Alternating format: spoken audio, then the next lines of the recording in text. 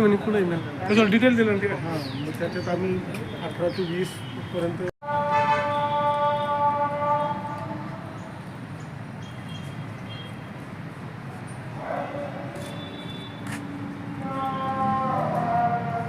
हम सब एक है। तांत्रिक वेतन श्रेणी तांत्रिक वेतन श्रेणी हम सब एक है। हमारी यूनियन हमारी यूनियन भूमी अभिलेख विभागातील गेल्या 40 वर्षापासूनचा जो प्रश्न होता त्या प्रश्नाबद्दल तो म्हणजे कर्मचाऱ्यांच्या वेळाचा तांत्रिक वेतन श्रेणी, जे की इतर विभागामध्ये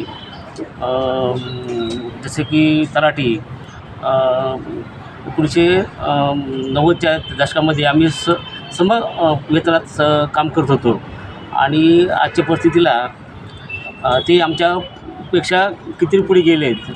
त्याचप्रमाणे फॉरेस्ट डिपार्टमेंटचे जे सर्वेअर आहे त्यांना पण तांत्रिक वेतन श्रेणी मिळते. त्याचप्रमाणे पुन्हा नंतर ITI त्याच्याकडे सुद्धा महानगरपालिका इकडचे जे सर्वेअर आहेत त्यांना पण एक तांत्रिक वेतन श्रेणी मिळते. आणि आज आम्ही ज्युनियर क्लार्कच्या वेतनात काम करतो. हे कर्मचाऱ्यांमध्ये कुठं ना कुठं खंड झालेलं आहे ना. आजचे जे कर्मचाऱ्यांचं जे सेवा भरतीचं प्रवेश नियम आहे त्याच्यामध्ये सर्व टेक्निकलचे आहे, त्याच्यामध्ये सेवा अभियांत्रिकी आणि ITI असे त्याच्या शैक्षणिक अर्थ असताना त्या एवढी असताना त्याच्यामुळं कर्मचारी आज दुखावल्या गेलेला आहे.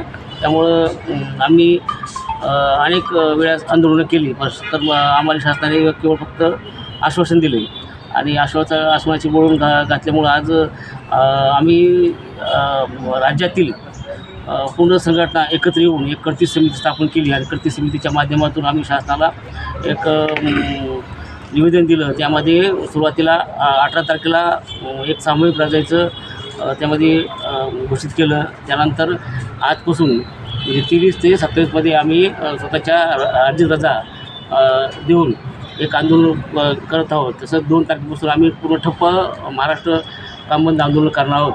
आणि यावेळेस जे आंदोलन आहे ते संपूर्ण महाराष्ट्रामध्ये सर्व कर्मचारी उतरले आहे स्वयंस्फूर्तीने. त्यामुळं शासनाला जो यावेळेस त्यांना निर्णय घ्यावाच लागेल आणि कर्मचाऱ्याला जे हक्क आहेत ते त्यांना द्यावंच लागतील. या आम्ही कित्येक वेळेस आंदोलन केले पण त्याचं आम्हाला फक्त आश्वासन दिले. त्यामुळं आज कर्मचारी स्वतः स्वयंस्फूर्तीने उतरलेले आहे. आणि मी जनतेला पण आवाहन करतो किंवा तुमच्या कामामध्ये प्रलंबित राहणार आहेत त्यामुळं त्यावरसुद्धा आम्ही ते जी प्रलंबित कामं आहेत ती रात्रंदिवस करून आम्ही ते भरून काढू. त्यामुळे तुमचं पण आम्हाला सहकार्य राहावं द्यावं अशी मी अपेक्षा करतो. आणि शासनाला पण विनंती करतो किंवा शासनाने आम्हाला जे आमचं 2 मार्चपासून संपूर्ण काम आंदोलन होणार आहे त्या आंदोलनाचा होण्यापूर्वीच आम्हाला असं काही लेखी किंवा आम्हाला त्या समितीचा जो समितीपासून तुम्ही गठीत केले त्याचा निर्णय द्यावा, ज्यामुळं कामावर कुठला परिणाम होणार नाही आणि आमच्या कर्मचाऱ्याचं नुकसान होणार नाही याचं पण दखल घ्यावी या माध्यमातून मी आज सांगतो. सर, शासन स्तरावर काय आत्तापर्यंत पाठपुरावा केला? शासन स्तरावर आम्ही वेळोवेळी आंदोलन केलेले आहेत वेगवेगळ्या विभागातून आणि ते वेगवेगळ्या विभागातून आंदोलन करताना वेगवेगळ्या संघटनेच्या माध्यमातून केलेले आहेत. त्यामुळं कदाचित शासन आमचं दाद देत नसेल. त्यामुळं आम्ही या राज्यातल्या सर्व संघटनांची एक कृती समिती स्थापन करून हे आज आंदोलन पुकारलेलं आहे आणि त्याला आम्हाला नक्कीच त्यांना आज या परिस्थितीला सामोरं जावं लागणार आहे आणि त्यामुळं बराच फरक पडेल, शासन दबाव पडेल आणि आम्हाला न्याय मिळेल अशी आम्हाला अपेक्षा आहे. आजपासून जे आंदोलन सुरू झालं त्याचं आंदोलनाचं स्वरूप कसं असणार? आंदोलनाचं स्वरूप जे आहे ते आम्ही स्वतःचे जे अर्जित रजा आहेत आमच्या रजा ते सर्वांनी सामूहिकरित्या रजा दिलेल्या आहेत आणि कोणी रजा म्हणलं तर ते घरीच राहणार आहे. सर्व कर्मचारी कोणी कामावर राहणार नाही आणि 2 मार्चपासून मात्र कुठली रजा नाही. आम्ही डायरेक्ट काम बंद आंदोलन केलेलं आहे. सर, याचा परिणाम काय होणार आहे कामावर? याचा कामावर निश्चित परिणाम होईल आणि जनतेचे बरीच कामं प्रलंबित राहणार आहेत.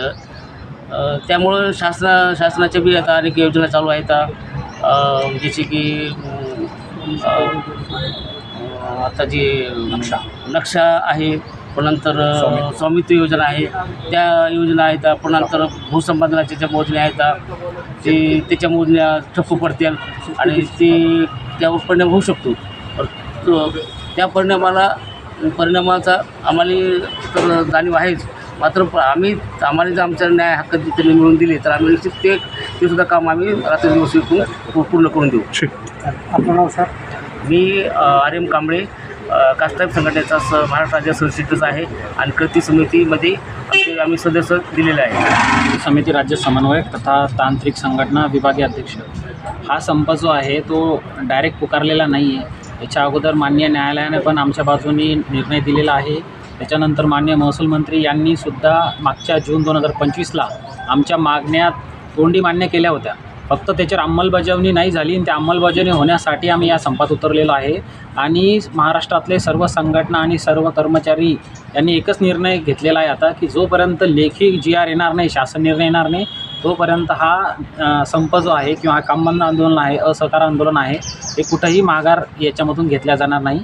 त्यामुळे शासनाला आम्ही विनंती करतो की लवकरात लवकर आमच्या मागण्या मान्य कराव्या, आम्हाला शासन निर्णय आमचा द्यावा आणि त्यामुळे नंतर आम्हाला जनतेची सेवा करण्याचा परत एकदा चान्स मिळेल आणि आम्ही दुपटीने ते त्यांचं काम करू.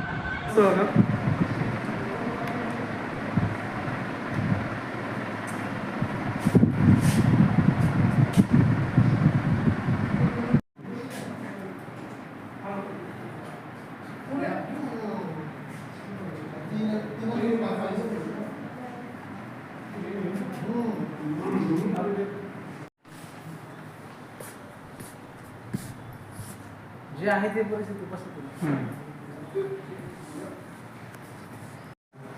सगळेच एकत्र जाऊ.